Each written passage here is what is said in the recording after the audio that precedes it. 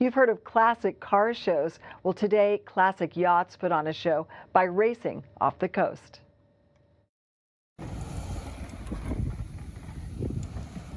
Wooden sailboats from up and down the coast took part in the 45th McNish Classic, hosted by the Pacific Corinthian Yacht Club in the Channel Islands Harbor.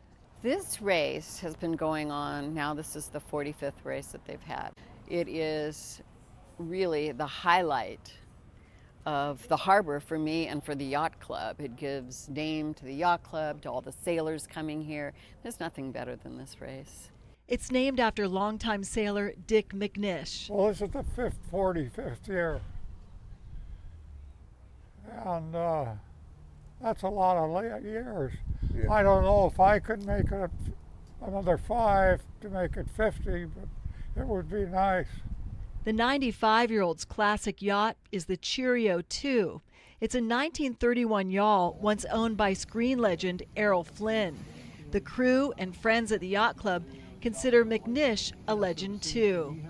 And he epitomizes what a sailor is and what a yacht club is, and the love for boats and the love for wooden boats, which is why we're here today.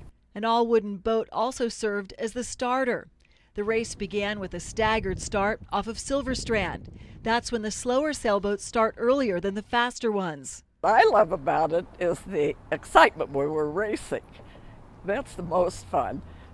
Dick just loves the water. They had to contend with some weekend traffic in the harbor as they sailed out into the marine layer. The McNish Classic persevered during COVID, and some people collect the t-shirts from every race. There we go.